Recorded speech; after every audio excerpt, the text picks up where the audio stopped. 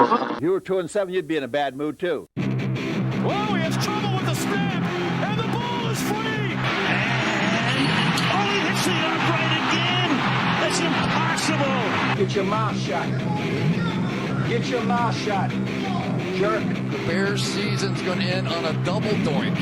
If worms had machine guns, then birds wouldn't be scared of them.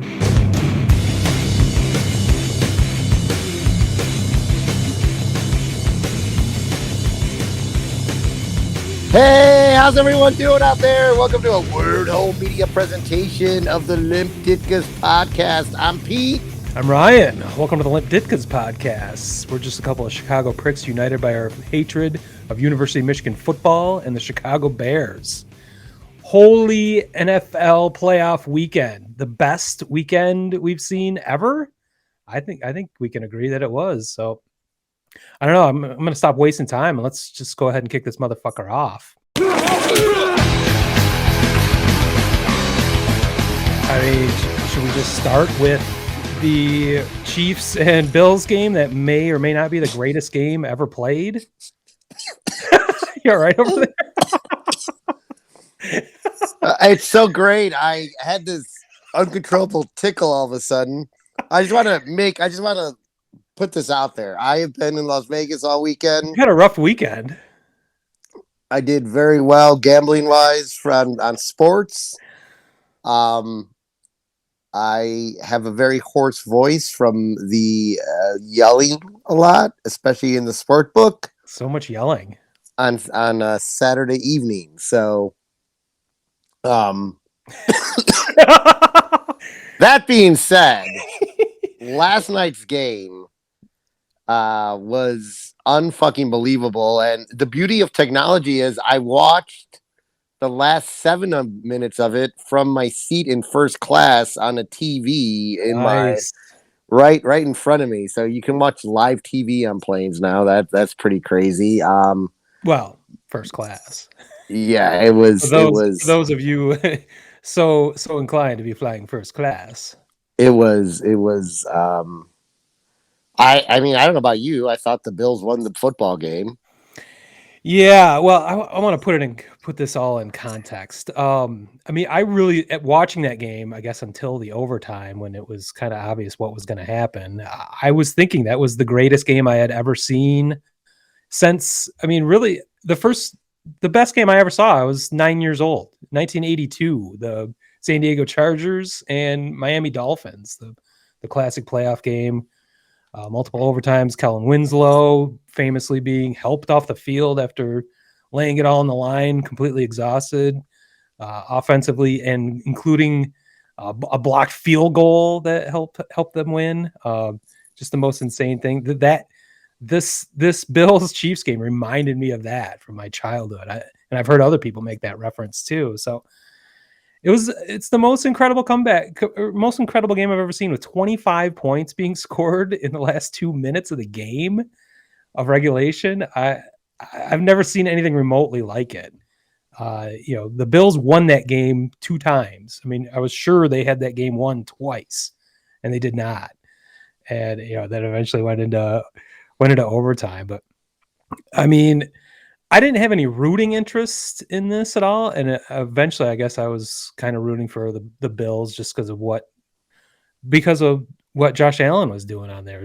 It was just an amazing performance, and I really felt like we got cheated out of even a little bit more entertainment in overtime just because of the NFL overtime rules, and I don't get it. I've seen overtime this season plenty, as the Lions have a tie in overtime. So in other games this year, so I know the rule, but I was thinking it was different for the playoffs. I just assumed it wasn't sudden death if you scored a touchdown, and that's not the case apparently. And I'm kind of shocked, and I wonder what your thoughts are about the overtime rule. Yeah, I mean, I don't think they need to change it for the regular season. No, I agree. Keep it exactly the same. Someone scores a touchdown the first drive, great, game's over, move on. You got a bunch of more games to play. The point of that is to expedite the process. You're not playing regular season games that go, Right. 5 hours long. So But in the playoffs, you exactly. need to at least each have the ball one time. It just seems like the simplest way to resolve that is just say it doesn't go to sudden death till both teams have the ball once. Even if right now the rule is if you kick a field goal, the other team gets the ball. Well, if you score a touchdown, it's over. Well, just say if you score a touchdown, the other team still gets the ball and they can answer. And that's all you have to do to change the rule. I've been listening to Detroit Sports Talk Radio all day, and people are coming up with all sorts of crazy, new overtime ideas. The simplest ones are the ones that work. And all you do is say both teams get the ball, no matter what happens.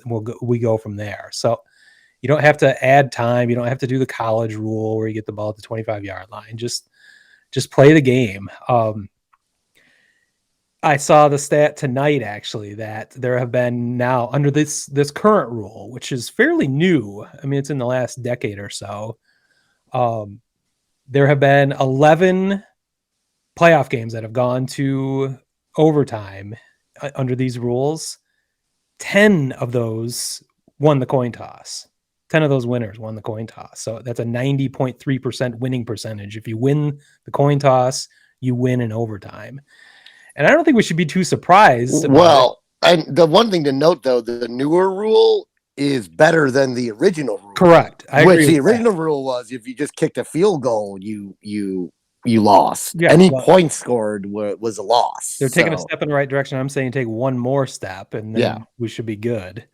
It's just as soon as you saw the coin toss, you knew the way those two defenses were playing, whoever got the ball next was going to win, because those defenses were completely gassed.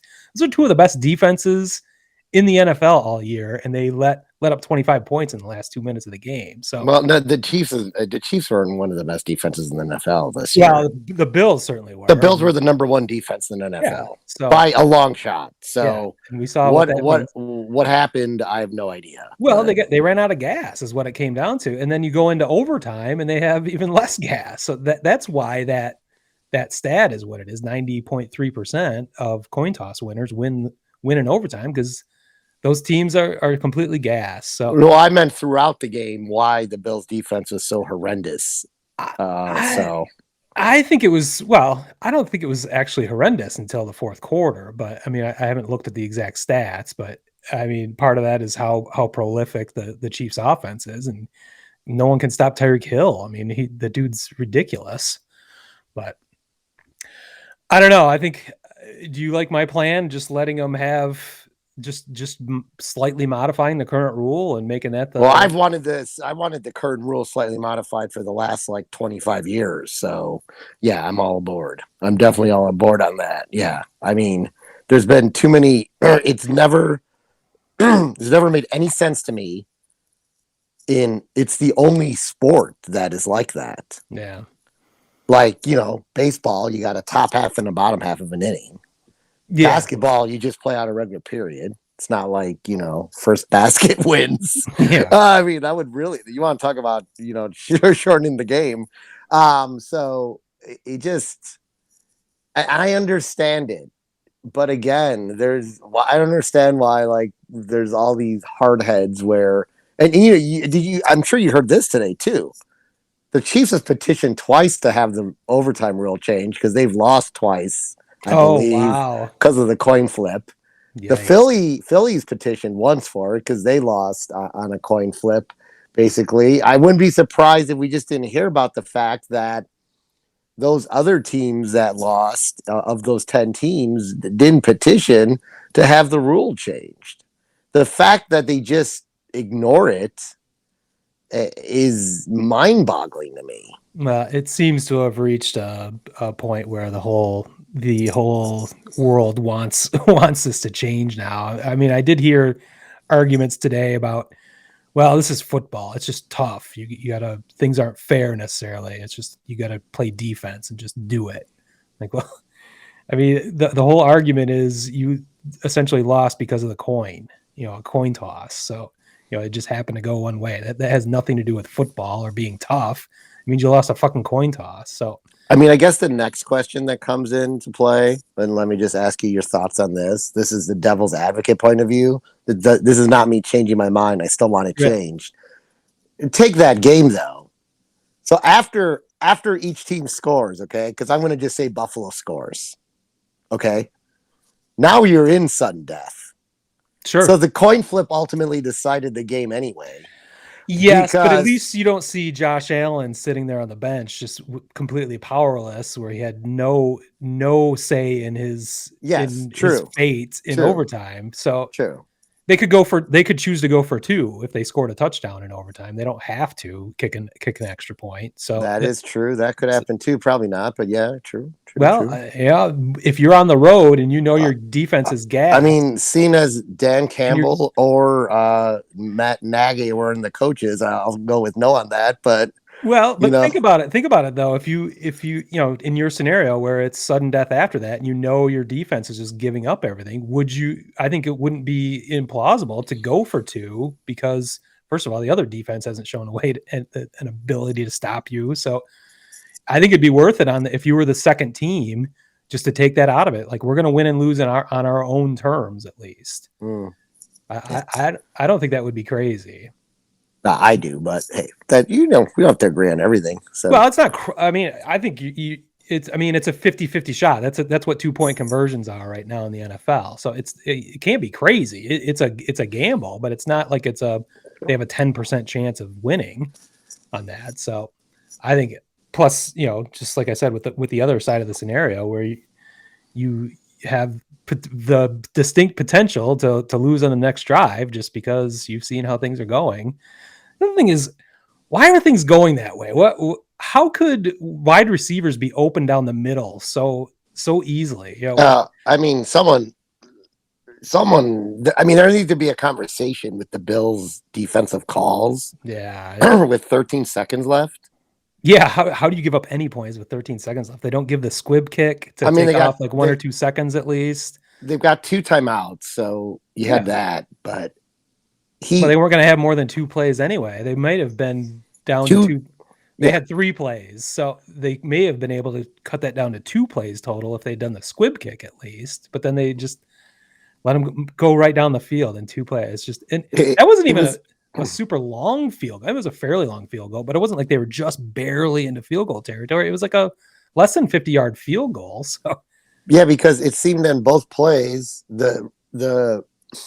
did you see it like this? I just saw it because I've watched it a bunch of times now because I'm too baffled that in 13 seconds, two chunk plays like that occurred so easily. Yeah, like not even really contested. It was like the Buffalo defenders, the corners, decide just to start running backwards. Yeah. Not even bump anyone off the line or anything. I heard somebody bring that up today too. It's like, why wouldn't you just take the 5-yard holding penalty and run some time off the clock on both of those? Just they'd be out of time. You'd give them 5 yards at a clip. It would run a few seconds off, but they wouldn't have the full 13 seconds to get down there at least. So I mean, do some chipping or something. It throws off the timing of the play itself. Yeah, exactly. Instead, I mean, it was like video game like that whole last minute 54 I think was the exact amount of time there was 25 points scored. Yeah, like that in that amount of time. But like those 2 plays that Kansas City pulled off, I was just sitting on the plane mumbling because I didn't want to annoy anyone, but just about everyone was watching it. You could see, but I was just like, how is this happening so easily? And I mean, Patrick Mahomes is great. He is. But that defense, like you got to do something. There needs to be some accountability someplace. Who cares if you hit the guy to your point too about the holding plays or whatever? Who cares if you get there a little early and the ball bounces out? Make a play. Yeah. Like maybe it doesn't get called. Yeah. Just to let them go. It just makes no sense. If it gets called, then it gets called. The same result would have happened if you didn't do it. So I think they just thought there was 0 shot with 13 seconds. They just let their guard down. They were celebrating a victory. They thought it was theirs, and they they let it happen.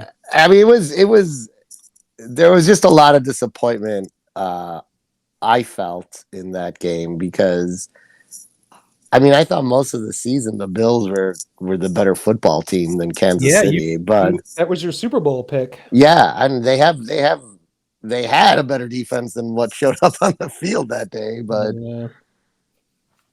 oh well. It was exciting.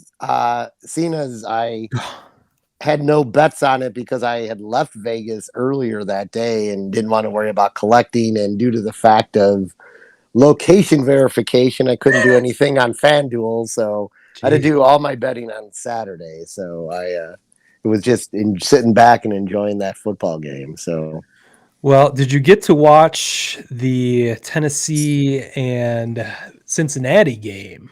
I most certainly did. I bet the money line on Cincinnati. Aha, that was a smart move. Yeah, I think they're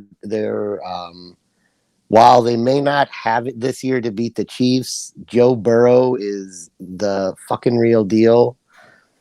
So is Jamar Chase, and they have more than that. They have they have an all-pro running back. They have another possible all-pro wide receiver in T. Higgins. They are stacked, and their defense is halfway decent. So I was not surprised that they won. I was kind of surprised by the play calling by Tennessee, which really led to the loss of the game. Yeah, well, I had Tennessee winning the Super Bowl as our last week. We finally made our playoff predictions, but I assume the number one team in the AFC getting the best running back in the NFL to return for the first time since Halloween would put them well over the top. And that was certainly not the case. I did not realize at the time that Derrick Henry was back, but he had a metal plate in his foot, which doesn't sound like, well, maybe you could think that would make him stronger. Like he's fucking bionic or something now, but he did not look like the typical Derrick Henry in my mind. But yeah, you could see he was kind of a shell of his former self. Hopefully he'll be able to return to form by next year or later in his career, but it was a little disturbing. But yeah, the play calling for Tennessee left something to be desired. Yeah, I mean, I've never been a Ryan Tannehill fan, and this game was just another reason to steer me clear of being a Ryan Tannehill fan. I don't think he sometimes he performs okay under pressure, but most cases he doesn't, and he just doesn't make the decision to make those throws in a fast enough manner for a lot of things to be successful. And I mean, I don't know. The game went the way I thought it would go, and it went completely fucking nuts in the sports book. There was huge amount of Cincinnati fans, and there happened to be like a little stage right by where I was. So I have a great video of them doing some sort of Cincinnati Bengals chant I was unaware of with the Who Dey thing going. Yes, it was thoroughly enjoyable. Of course, I was a few shots in and a couple giant Modelo's, so I was feeling good too. So yeah, and then I was walking up to collect my winnings. So nice. What'd you take? How much? I took what the hell was that one? I bet 50 and got like a little over 100 back. So 100. Yeah, the money line was plus 175. So I can't remember. Like 80, 50 back or something. Which then I took that and bet the under on the Green Bay game. Aha. Well, one more factoid about the Titans and Bengals, that they're the first time a team has ever sacked a quarterback 9 times and lost. Like how is that even possible? Yeah, I mean, it's kind of like, when a team throws 5 interceptions and still wins the football game, and these crazy ass anomalies happen from time to time. I mean, Tennessee's defense did it was looking like it was like gonna be able to have that bend not break, but eventually, if your offense doesn't stay on the field for long periods of time, didn't Tennessee though have 4 turnovers or was it 5? Yeah, I missed. Yeah, their turnover was pretty high, so I think that kind of balanced all of that out. Yep. So, well, you mentioned the Packers. Maybe we should just move on to the Packers 49ers game, which was not what I expected. Very low scoring affair. I really didn't give the 49ers a chance, except you look at their record. They were 3-0 against the Packers and Aaron Rodgers in their last 3 playoff games. So that is now 4-0 as Jimmy G and the 49ers figured out a way to get it done, holding the Aaron Rodgers and the Packers to 1 offensive touchdown. It was the first drive of the game. I thought that was just going to be, just the start of the Packers' march, but that was the end of their offense essentially for the whole game. So, weather may have played a factor in that. It was kind of a snowy affair. It was, of course, 5 degrees. I don't even know what that wind chill was, but I don't know. Were you expecting that? I took the under because I looked at the weather conditions and said there are not going to be a lot of points scored. Yeah, what was it? Was like a 49 point under over? 48.5 or something. I think you had that one pretty much cinched up at halftime. Yeah, at halftime we were already popping the champagne. But normally I'm against the betting the under because it's like rooting against fun, but that was a shrewd maneuver. Well, I broke out I did when I study before I bet versus just saying, this looks good. When I put some time into it, normally the outcome is good. And we were sitting there, me and my friend Mike and Erica's boyfriend actually, and I said, I'm like, check this out. The winds are out of the west at 10 miles an hour, so that's going to cause field goal problems and passing problems from time to time. And they said right now it's 3, feels like -7. There is not going to be a lot of offense in this game. There's going to be a lot of drop balls because the ball's going to be hard as a rock and almost probably slippery just because of how cold it was. And he's like, all right, let's do it. So then we both bet the under on that game and again collected more winning tickets. Well, I thought the cold conditions and slippery ball might create some issues for the field goal kicking, but it did not affect 49ers kicker Robbie Gould as he kicked the game winner and then has the most famous quote, "Fuck the Packers," after the game. I don't know if you heard about that. I did. That was fantastic. I love that. So Aaron Rodgers now falls to, I think it's either Aaron Rodgers or the Packers over the last 14 home playoff games are now 7-7, which is the most losses for any team in the last 20 years at home for playoff games. So that was another amazing one I saw. So, this makes everyone wonder, is this the end of Aaron Rodgers in Green Bay? We saw the weird antics last offseason. I don't see how things are radically different now. I think they're in even the Packers are in an even worse salary cap situation. So I don't know how they can hold on to Rodgers and, who's their, God damn it, I forgot the receiver's name. Devontae Adams. Adams, yeah. I don't think they can hold on to both of them with their salary cap situation. So I think this is the end of the road for the Packers and Aaron Rodgers. Stranger things happen. I guess I thought that before this season. I thought he was going to be out with, everything, all the weird shit he was pulling. But what do you think? I think this is it. He's already, he already commented he's not interested in being part of a rebuild. Alluding to exactly what you're talking about. There's only so much room in that cap, Yeah. So if they found some way to like keep the team intact, then that changes that narrative.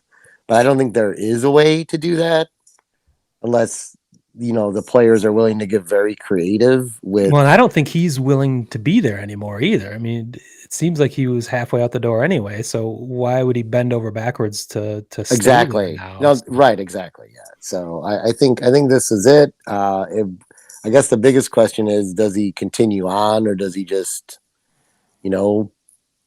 move into a booth or something? Because he can make a lot of money there and not being damaged every week. So I think he wants to play. I think he just wants out of Green Bay. I mean, I think he's still at the top of his game. I think just the resources weren't allocated properly in Green Bay.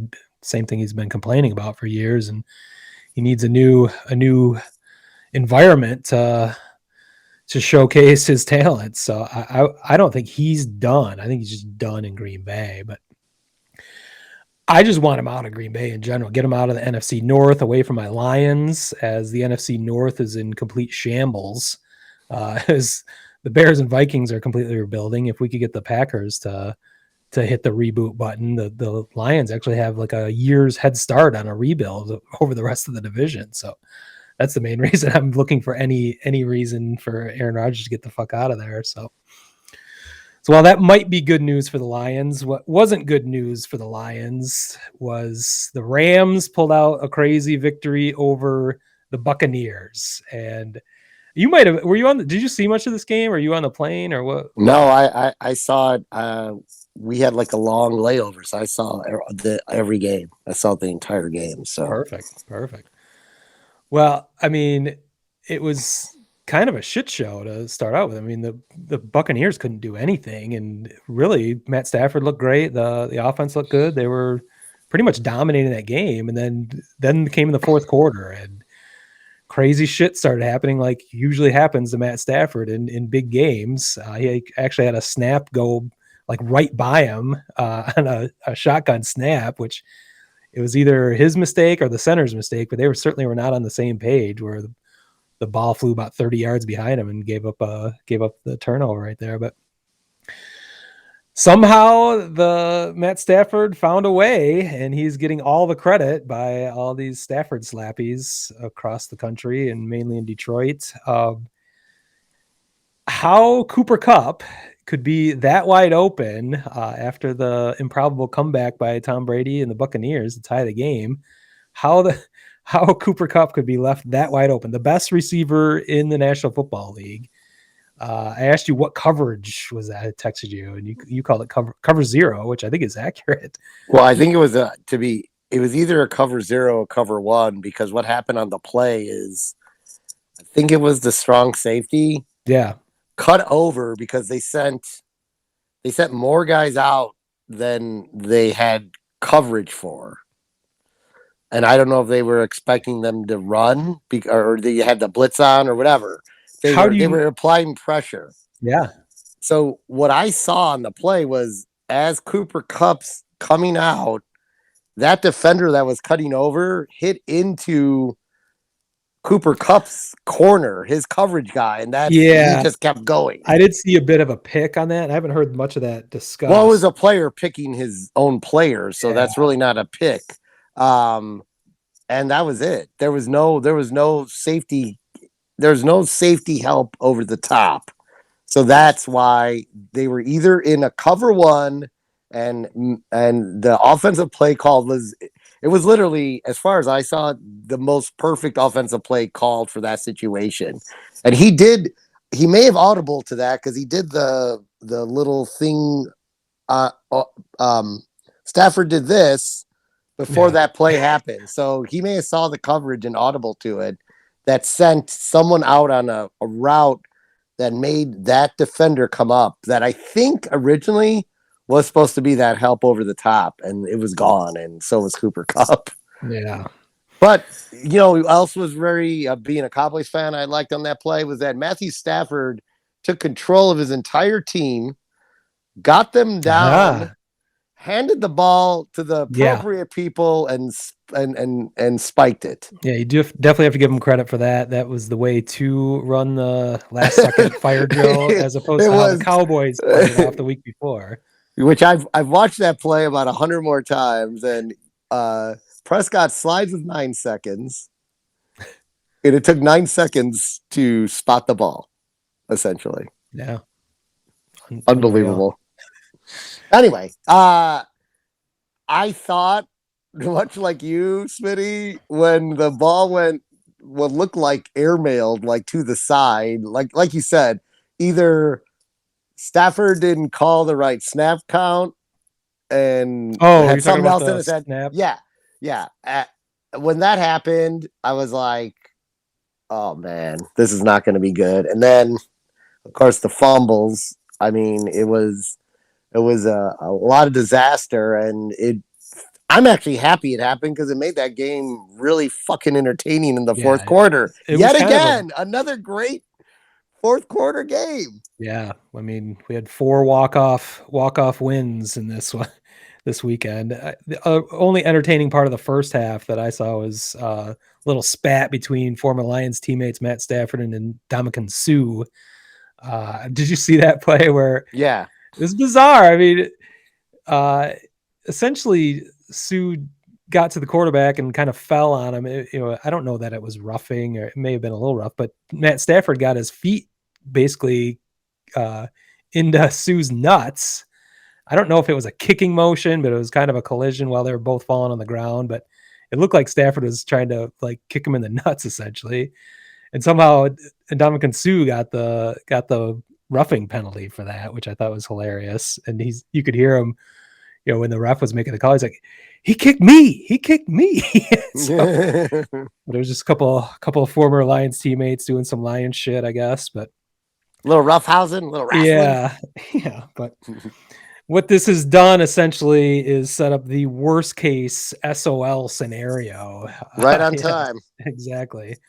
Not only do the Lions did have a shot at the number 25 overall pick. The best case scenario going into last weekend was getting the number 25 pick if every game was an upset, including and having the Rams lose. And that almost happened. It came this close to happening, but alas, the Rams won, blowing that all up. So now the best that the Lions could possibly do is the number 29 pick.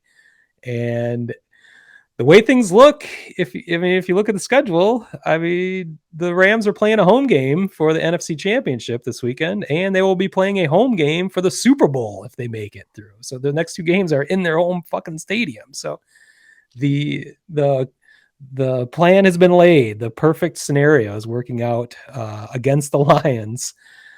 Not only the draft pick worst scenario, but the inevitable conversations about the Lions throughout this week and the 2 weeks after, if the Rams end up winning, about Matt Stafford and his infamous career with the Lions. We'll just be bombarded with how shitty the Lions are, all the failures of the franchise that I know all too well. I just kind of wish the Lions could be left alone at this point. That's the main reason I'm rooting for the Rams to lose. I can't take this anymore. I want to be forgotten. We're better not to be talked about at all, without being put into this light. It's not a fun scenario for me to be in.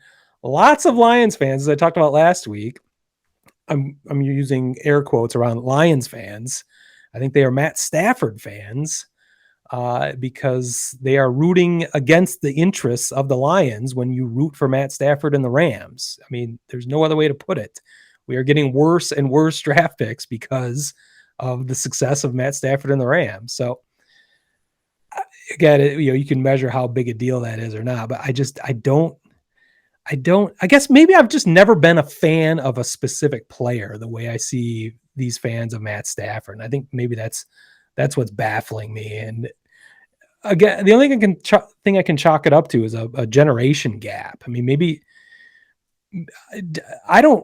Barry Sanders I was a fan of. I guess I would, if he had switched teams and went to a successful team and was going for the Super Bowl, I guess I'd be fired up about that. But the way you see Matt Stafford fans going on and just doing victory laps over the Lions, essentially, it doesn't make any sense to me. Do you have any? Maybe I'm just too close to this, oversensitive. I don't know what it is. But do you have I any did not root for examples? I didn't root for Emmett Smith when he left the freaking Cowboys. That wasn't like good for him. He wasn't a Cowboy anymore. Yeah, he went with the Cardinals. Cardinals, yeah. I mean, I didn't like root against them, but It wasn't a big let me issue. reset. Let me reset the same scenario though. Same scenario. I would have been rooting against him for my team had a higher draft pick. It just seems simple, but when you bring that argument up, people just tell you to shut up on social media. Like, great argument, but yeah. Thanks for. It's like they don't even understand where you're coming from. I'm not rooting against. I don't have a vendetta against Matt Stafford. It just does not help my team in any way if he wins. So, yeah. I also am shocked that somehow, as their draft pick got lower and the better he performed, because a lot of when a bigger type of player gets traded like a Stafford, who the reason the Rams wanted him was because they thought, with the right talent around him, he could be a Super Bowl performer. I am shocked that in that contract, you guys aren't just not first round picks, but that you're not getting extra draft picks because of all this. Yeah, well, they could have.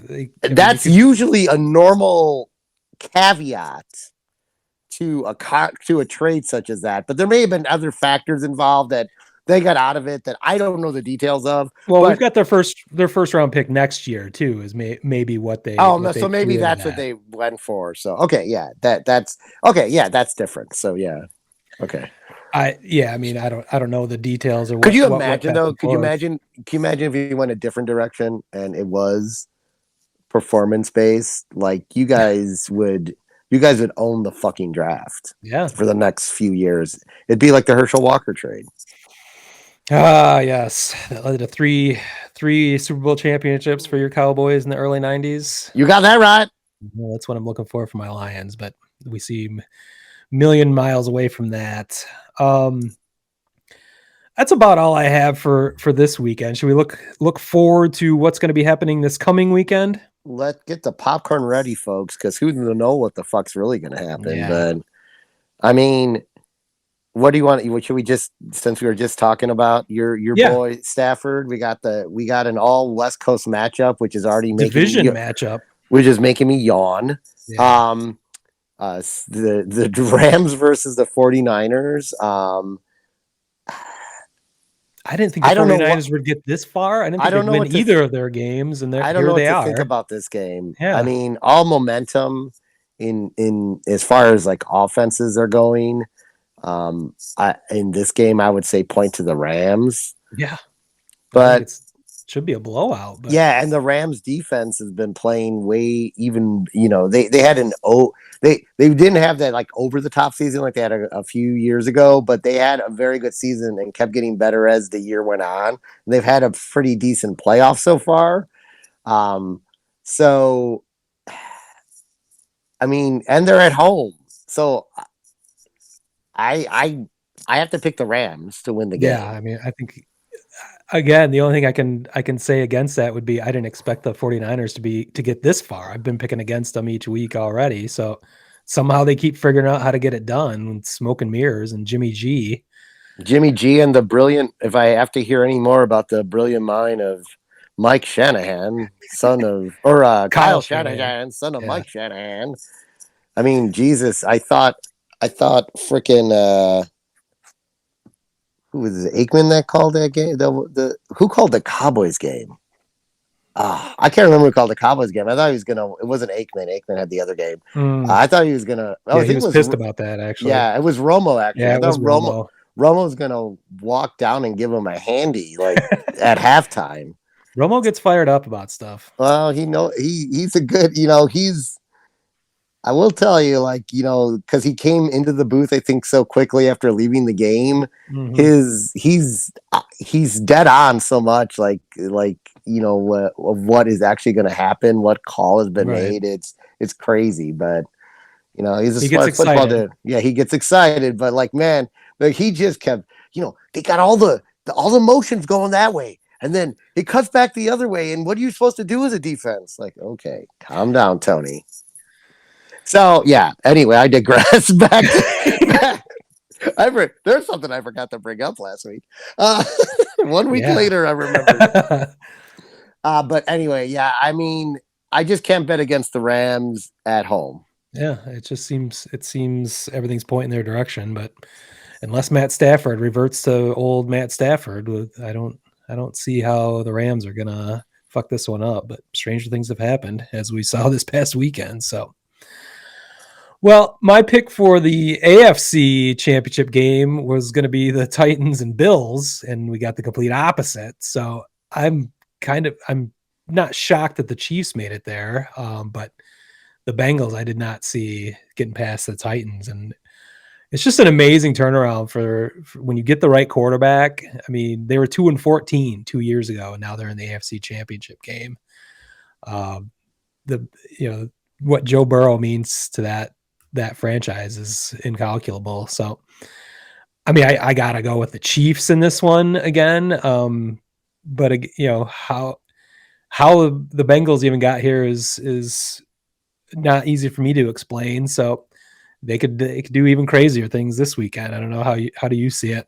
Well, the Bengals beat them a few weeks ago, 34-31, to screw up the Chiefs' seeding in the AFC.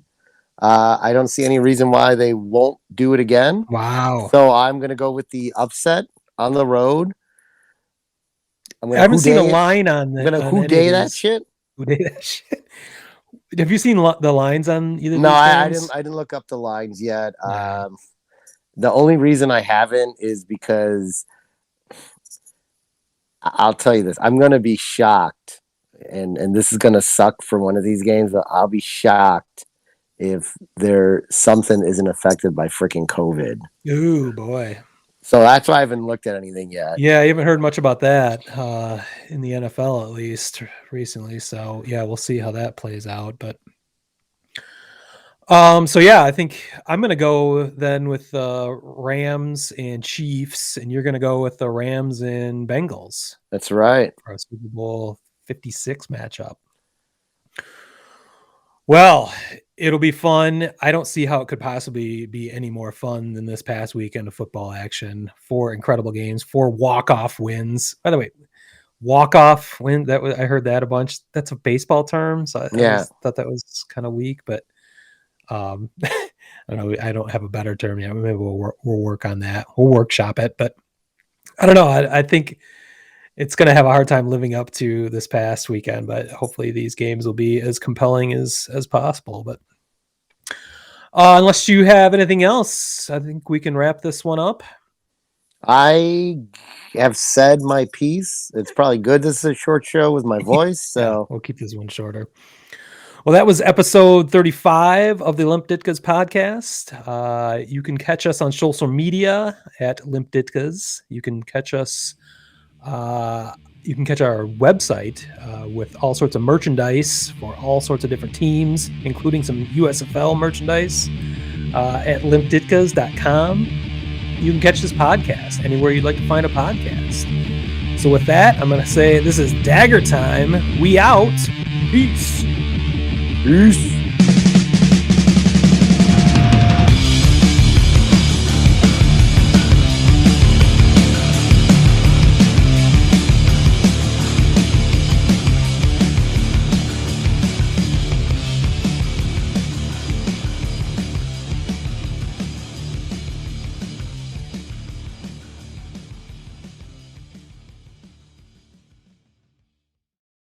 Wordhole Media.